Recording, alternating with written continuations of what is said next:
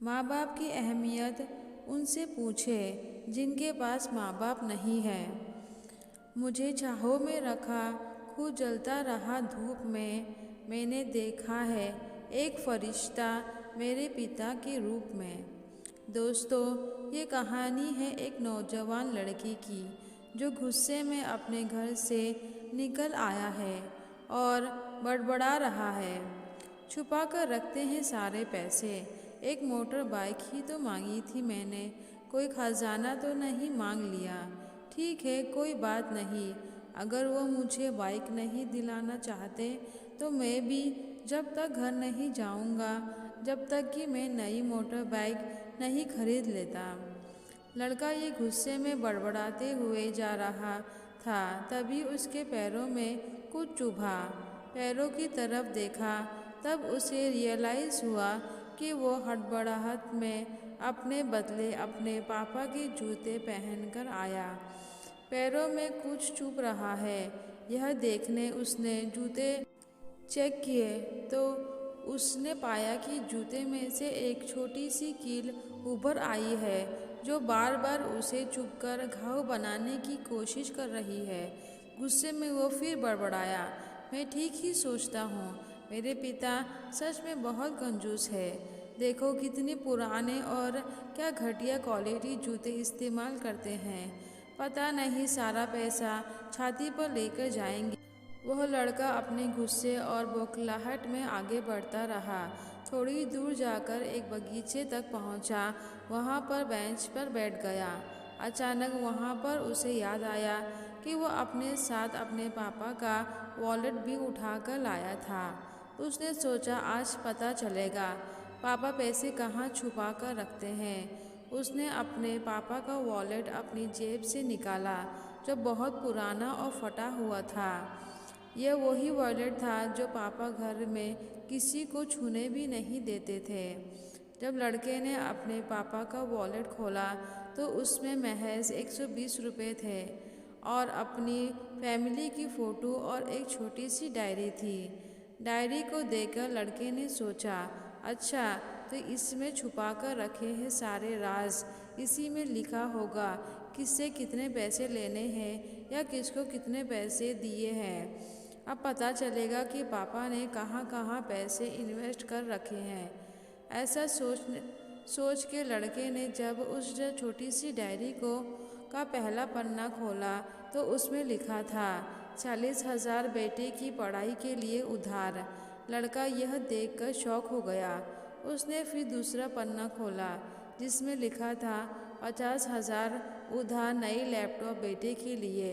ये वही लैपटॉप था जो पापा ने 2 साल पहले ही अपने बेटे को दिया था क्योंकि वो कॉलेज जाने लगा था। लड़के को अब पता चला कि यह जो भी चीज़ पापा से डिमांड करता तो पापा कहाँ से पैसे लाते थे।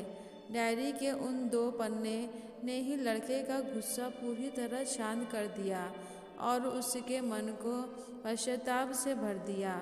लड़का एक एक करके डायरी के पन्ने पलटाता रहा और उसकी आंखों से आंसुओं की धार बहने लगी जो हर पन्ने पलटाने के बाद बढ़ती ही गई।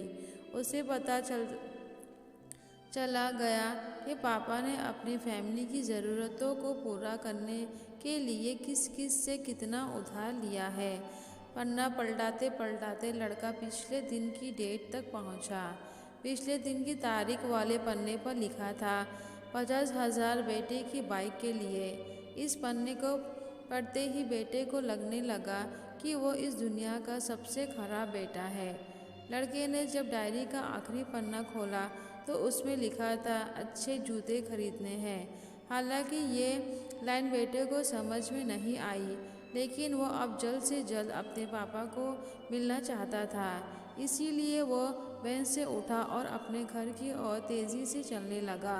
बगीचे के थोड़ा आगे रास्तों में पानी गिरा हुआ था जिस पर चलने के बाद लड़के को अपने पैरों में ठंडक महसूस हुई। उसने अपने पैरों से जूते उतार कर देखे तो दोनों जूते नीचे तल से फटे हुए थे जिनसे पानी रिस कर पैरों तक आ रहा था।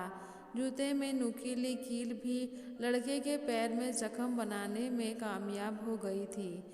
अब बेटे को माँ की वह बातें याद आई जब माँ पापा से कह रही थी, अब तो नए जूते ले लो, कितने पुराने हो गए हैं।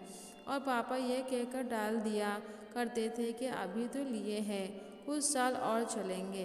बेटे ने दोनों जूते उतार कर फेंक दिए और फूट फूट कर रोने लगा।